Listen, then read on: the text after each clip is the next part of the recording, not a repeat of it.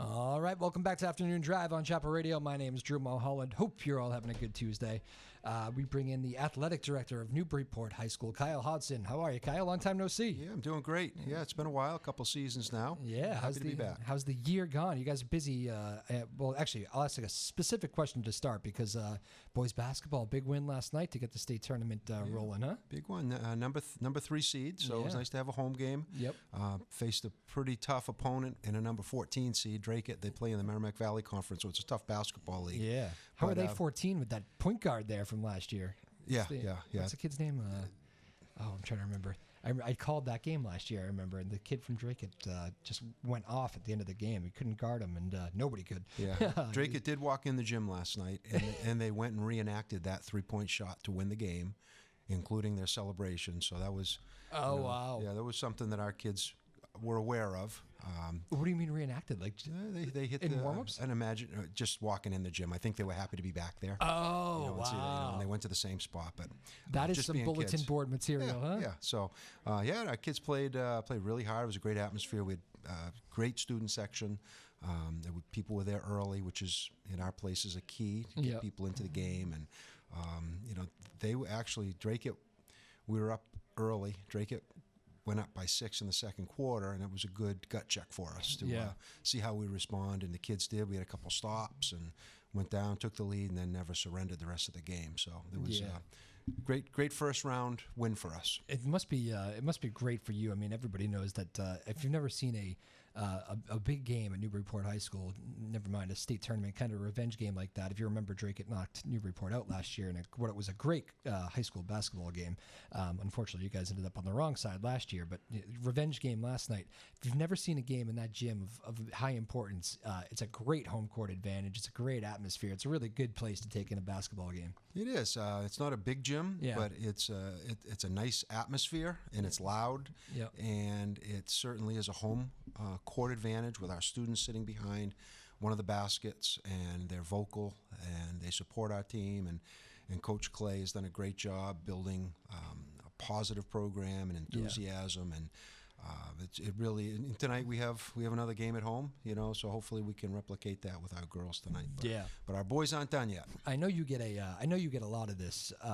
I'm sure you have a lot of a love for maybe even all your coaches. But I will say, Coach Clay seems to be one of the more liked high school coaches that I've ever really ran across. As far as I can't get a player to off the record say anything bad about him, past players, past teammates. He seems like a guy that makes it really easy to root for Newburyport basketball. Yeah, he's really passionate about what he does. Yeah, and he cares about the kids. So when you combine that, it's a nice combination. And when you see Dave on the floor coaching, he's intense, and he's thinking one play ahead all the time when he's off the court. He generally has a smile on his face, and he's happy to see people, and kids are happy to see him. And he does so much for our program other than on the court, with what they do at the Lawrence Boys Club, with what he does with them in the locker room, and in building character and teamwork. There's just so much that goes on. He's building really a total program, not just with the high school, but down to the youth level as well. And he's really kind of set a high bar for the model program. Right. I'm trying to remember, because he came over from Triton. Did you make that hire, or was he here when you got here? We hired him, yes. You did? Okay. We did, yes. That must have been one of your first big hires, right? My first year we had baseball, we had football, there were a few that came up, but every position we hire is a big hire regardless of the sport, because if anybody asks me what's the most important part of your job, it's hiring the right coach, right? Because if you hire the right person, other things take care of themselves, and any coach that we hire directly oversees our student athletes, so that's the most important job. So it doesn't matter if it's cross country or tennis or volleyball or basketball or football, it doesn't matter. It's just some sports are a little more high profile with spectators, basketball certainly being one of them, and when a team wins, it's even more high profile, and when they advance, there's more, and that's what the cycle we're going through with boys basketball right now. Does it make you? There must be a part of you that feel. I don't know. Is it proud or whatever, or at least must just make you smile though when that guy is still there. 5, 6, 7 years later and having a successful program, and you kind of reassured that, wow, all right, so that was the right play. Made the right call on that one. That must make you proud. Yeah, it does. We have good people apply for our jobs. Yeah. So even the people that don't get a job here are still good candidates. They would be a good head coach. We've just been lucky to get some really good people who have Newburyport ties. Dave happens to live here, happens to work here. That was really a no-brainer, and he's great. Yeah. So it's just a win-win for everyone. But we've been fortunate over the years to get some great candidates. Absolutely. You had the and as far as that team goes, you had some milestones too. You had a few winter milestones this year, but of course the McLaren kid there, Casey's brother. But we not calling him Casey's brother anymore. Right? He wrote his own history there. No, we don't. We haven't used Casey's word much this year. Parker McLaren has had a monster year for us, and he did kind of grow up in Casey's shadow just because of age and, Casey's success.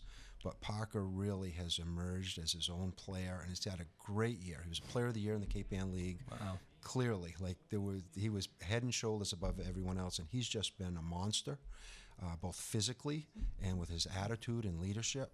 I mean, he has been like the model teammate, and we're really happy to see. And I think he still has room to improve at the next level. Yeah, he got the 1,000-point plateau, which of course is the kind of the mecca number there for high school, really any level of basketball. But 1,000 points, and you guys saw you did a nice thing there. You had flowers ready and a little bit of a stoppage in the game. Nice little signifying that moment. I thought that was pretty cool. It was actually nice to get it in the regular season. Yeah. Had he not gotten it against Beverly, then it would have been last night. And anytime you play a game, the focus really is on the team and the outcome and all that.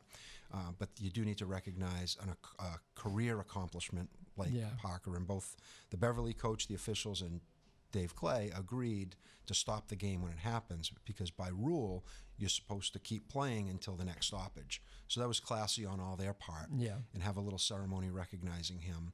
And then we didn't have to go into last night with that little bit of a distraction. But Parker's handled everything so well. He actually scored his 1,000th on a foul shot. And he had a look of like amazed that why are we stopping the game here? He was totally focused on what was happening and not about himself. That's cool. Well, congratulations to Parker on another great season. So the boys play again when? Well, we don't know yet. The way the MIA works, there's many factors, one being hockey. Now, of course, our hockey team isn't involved in the postseason right now, but other teams are. So they look at hockey draws because they play at neutral sites. Then it's girls basketball and boys basketball, so you don't want to conflict. Gotcha. So our girls who have a game tonight, if they win tonight, they play Friday at Saugus. So that should eliminate Friday from our next game, which will be home. It really should be Friday based on the dates. Play Monday, we're expecting either Thursday or a Saturday draw. We'll find out tonight. Hopefully the girls win and Friday's out of the question, but if for some reason it doesn't work out that way, the boys could play on Friday, and that game will be at home. That tough on a team to be waiting for that next opponent, or is it really? It is because for planning purposes. Dave was in my office 3 hours ago and saying, doing circles? What are we going to do? He says, because if they play Saturday, today might be a good day to either give them a day off or that's true. But if they're playing Thursday, they have to get going. But the team that they play, the winner play is tonight, Weston and Shawsheen. So that game hasn't even been determined yet. So they can't even start game planning for that next opponent. So I just left, and 5 of them were in the ice tub. Not injured, but just trying to get recovered a little bit sooner. And then they were going on the court. So they are completely focused. So I mean, I guess you get the time to be right. I guess you're rooting for the other games to go 6 overtimes tonight, and some guys get banged up, and yeah, you know what, that would be nice. So let's shift to the girls now. You mentioned they got a game tonight, another home game, very exciting for you guys. Place should be raucous. Tell us about that. Yeah, I mean the girls they have had a very good year throughout, and they had a tough end of the schedule.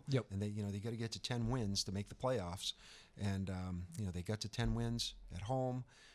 And then they kept going. They won the big game at Haverhill in overtime. Then they beat Danvers, a tournament team at Danvers.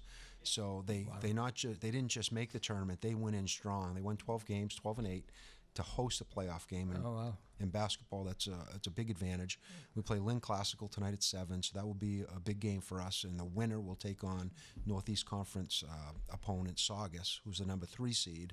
So we're happy to be there, but we're not just happy to be there. We're going there to win, and we're going there to advance. And you know the thing about these teams, so much of this format can so many times be just about who's catching fire at the right time, right? So it's almost like when you're in that playoff mode at the end of your regular season, sometimes that can almost benefit you if you get it going at the right time. Yeah, for sure. And also because of the leagues that teams play in, we use Drake at boys basketball for an example. They're playing against the top teams in the Merrimack Valley They're not Conference. a true 14 seed. So or whatever. their record was 8-14, but had they been in a different league, it would be flipped or maybe even better. So the strength of schedule also helps too. And, we vote on Friday at the MIA office with the new tournament proposal, which strength of schedule will be part of the seeding process. So if that passes, then they would not be a 14 seed in the future. They would be ranked appropriately. I know they weren't really thrilled with coming to Newburyport with the year that we've had, and I know that we weren't you don't love them coming in. to have them as a 14 seed. But bottom line is, with the 50% rule and teams needing to be above 500, all teams that make the playoffs are good teams.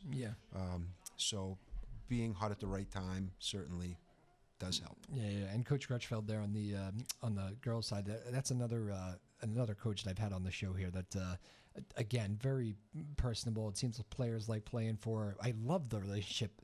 Coach Clay can't say a bad word about her, and vice versa. They seem to be very working together on the boys' side and the girls' side, which I think is always I went to high school. It wasn't always like that in the programs I had. I think people might be surprised by that. Well, of course they're friends. Not always the case, and not always sharing ideas and all that stuff. They have true friends, and it's kind of cool to see. Yeah, one thing that we look for when we hire a coach is how they fit in. So we have all these different things we're looking for, and the last one, bottom line is that the best fit?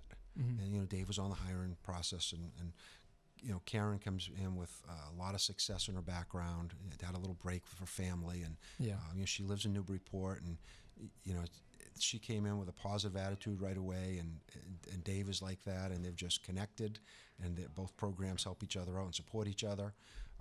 So it would be nice if they both get a home win and they both advance, and we can keep that going. Yeah, I liked. She made a comment to me after one of the games I called to yours last year. It might have been Pentucket, who obviously was a juggernaut, state champions. But the girls played hard, I remember. There was certainly no lack of effort. But after the game, he ended up, score got away towards the end. And I remember I asked her, what do you say to the team after a game like that? And she smiled and she goes, they worked hard. We just have to work smarter, or something like that. And she was upset with the turnovers and all that stuff. She, you can't dwell on something like this. She's like, this is a good team, and we made too many mistakes, but we worked hard, and that's going to be there for us at the end of the year, which I liked. And they do work hard, and they play. They have a nice mix of young players. Very young, 5 or 6 freshmen. That play. That can lead to some fun mistakes for a coach too. Get it? Well, you would think maybe you don't know what you're going to get from somebody who's inexperienced, but nowadays kids play so much. These freshmen are not coming in playing like freshmen. They're coming in with certainly this group with a lot of confidence. They've had success, but they're confident. They're tough kids. And as the season's gone on, they've matured even more at playing at the varsity level. So we have high hopes for that program. As a strong 8th grade team as well. So when you have two classes back to back, that's good for the success. Absolutely. So basketball cooking right now. You briefly mentioned it was a down year for hockey, a rare down year. I know. I don't even want to ask how Coach Paul Yamin's doing because he's not used to not making the tournament. I don't even want to know what he's probably stirring right now. But even so, he had a couple of achievements this year too. A big milestone win for him, right? Yeah. His team, his program, and himself, they won their 200th career win. And he looked back at a lot of good wins in that 200. And I think I know he's really proud of what the team has accomplished because of the schedule that he plays, a strong schedule and some tough opponents, and maybe even some of his best games weren't wins against some of those tough opponents. He really takes a lot of pride in who he plays. He had some obstacles this year with a few things, injuries or whatever, and he never could kind of get his whole group out there at the same time. But when he did, had some nice wins. He had some nice games, even with down a couple players, you know. And then to end the season, beating Andover in our bank tournament, Newburyport bank tournament, 4-1 to advance to the championship game. That was a great team win. You know, he's not stewing right now. He's not happy. He's in the weight room with the kids. The weight room was packed today before I came, and it's been like that since his season has ended. So these kids are already, they're multi-sport kids anyway, but they're already getting focused and getting back and getting stronger. He had some good young players who played key roles who will be returning. So, you know, they didn't make the tournament, but they certainly, had they got in the tournament, they could have won games. They weren't that far off, just had a couple of bad bounces throughout the year. What is that like for you as the athletic director when you know you've had this? I mean, all those first years you were here, I mean, it was tournament.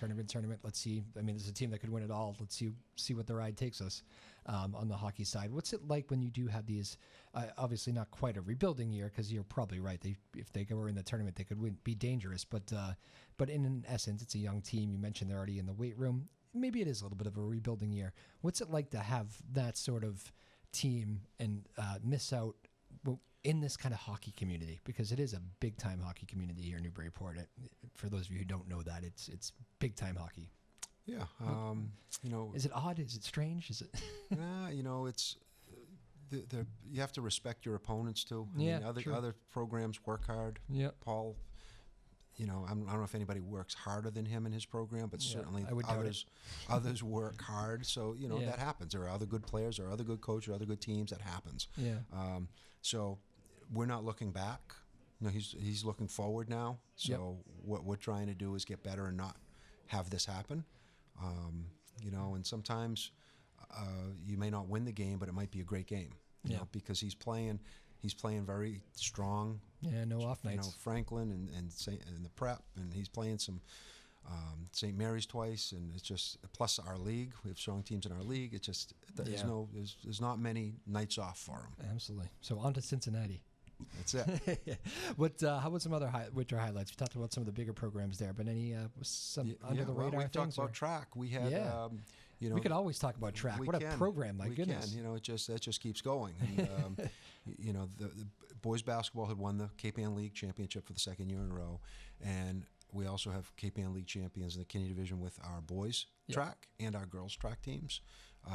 So it was a great year. Like, it kind of continued from cross country, and it's just Coach Henniger, Coach Moore, Coach Mike. They just continue keeping it going, and we just have numbers, and and I think Coach McCormick in the spring, he's gonna keep benefiting from that as well, and you know, high numbers from the fall, 147 cross country runners, and you know, that number's, you know, down in the about 110, 120 in the spring, and they work hard. And Lucy Gagnon just finished 6th in the whole state in the mile. Oh wow! Which is huge. So she qualified for the New Englands, and we had John Lucy won the Eastern Mass Division 4 championship in the 2 mile. Oh, okay. So those are great individual accomplishments. And then we had multiple personal records and other team accomplishments. So always high-performing track and program. What's in the water here in Newburyport? The track kids are... I think it starts with our coaches. There you go. Know, there's a lot of enthusiasm, and goes from there. All right, very cool. You know what else I think too? I've mentioned this, and I think my comment does have a little bit of life to all these kids that come in here. A lot of great running trails in Newburyport too.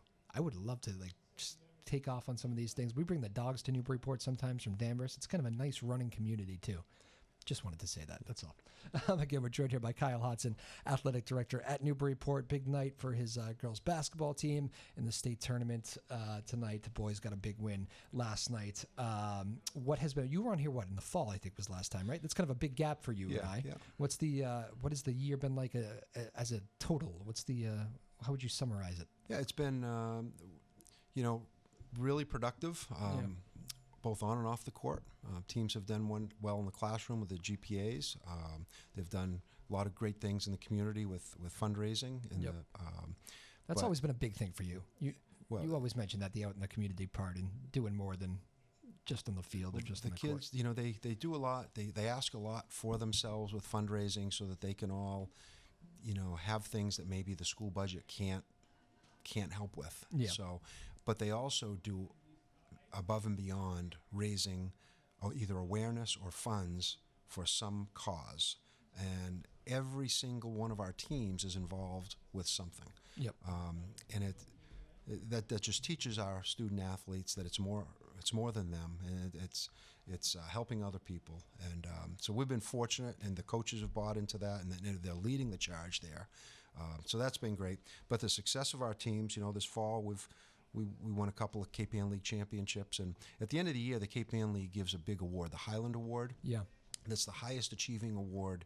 It's a combination of wins and losses, academic success, participation, and sportsmanship. And there's this big formula and then at the end, there's this number that spits out, and the highest one is the winner. Yeah. So it's really, that's a total sports program award. And we won that last year, and I know our coaches took a lot of pride in that. Nice. Because it wasn't just about just winning. It was about a lot of things that went with that. Yeah.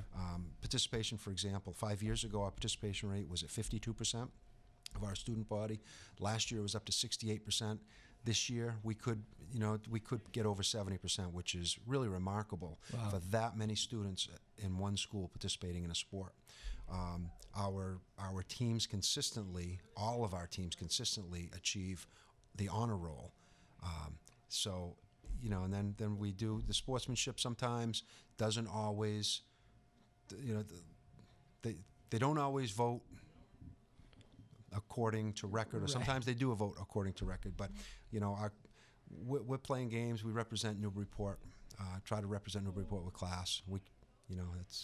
That's how it is. You've done a good job with it throughout your whole tenure here. One thing I've been trying to do recently, and if you don't mind playing along with me here, I've been trying to get good at the Instagram and Facebook thing here. Sure. So let's do a quick load. The thing is, we got to keep it under like 60 seconds. I realize that's kind of the sweet spot for this. So I'm going to ask you. We're going to ask you to say hello here. Let's bring in the social media. Here we go. All right. Let's hit the old record button there. Where are we? All right. All right, we're on the radio here, Joppa Afternoon Drive, joined by the athletic director at Newburyport, Kyle Hodsdon. Say hello, Kyle. There you are.